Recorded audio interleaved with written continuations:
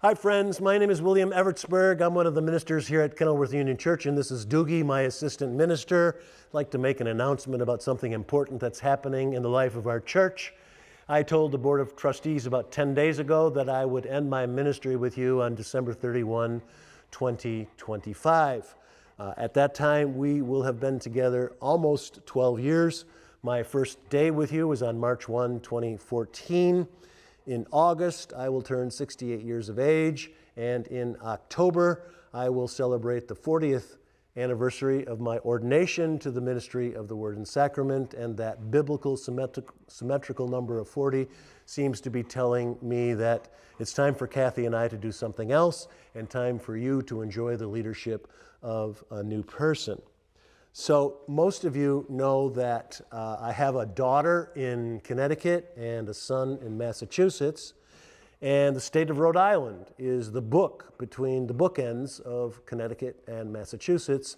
So Kathy and I hope to retire to Rhode Island in 2026, very early in that year. So what's notable in the last 11 years? Well, first of all, the Cubs won the World Series, and I'm going to take credit for that. Second of all, in that time, you have listened to, or not, about 450 sermons. We endured a terrible pandemic together. It was a very terrible time in the life of our church. Katie and Christine and I preached to an empty church for 12 months from March of 2020 until March of 2021, and that was a terrible time, but you all stuck with us. You worshiped virtually from afar, and then we came back together. Despite that long, looming interruption, Kathy and I were able to continue the travel tradition at Kenilworth Union Church. We led trips to Israel, to Scotland, to Birmingham, and to Charleston.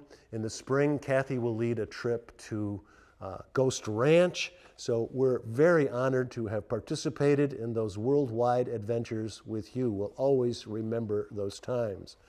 We started the Green Team and the Racial Justice Commission. These looming realities of climate change and racial tension seem to be calling Christians to work in those areas. And the Green Team and the Racial Justice Commission were two of our responses to that important work. We studied a lot of Bible and theology together. We did these wonderful classes on Shakespeare and C.S. Lewis and John Calvin and Martin Luther and Abraham Lincoln, and you participated with enthusiasm and with high numbers with Kathy and me on all of those things, and I'll be proud of that part of our ministry. In 2018, it was my hope to put a capstone on my ministry with you by attending to the faithful stewardship of our physical resources here at the church. And so in 2018, Ann Carey and Jerry James started gatherings of congregation members to think about and dream about what kind of physical resources would support our God-given ministry here at Kenilworth Union. At the same time, Meg Gravord and I started knocking on doors to see if congregation members would support such an ambitious endeavor, and we found out that you would. And then what happened? Well, St. Patrick's Day, March of 2020 happened, and that put a stop to our work on the capital campaign for about 3 years, from 2020 until about 2022. But we started again, and that's going to happen. That work will be accomplished under the leadership of my successor, but it was we, you and I, who started that work together, and I'll always be proud of that. Someday, Kathy and I will come back and cut a ribbon with you, and we'll open some doors.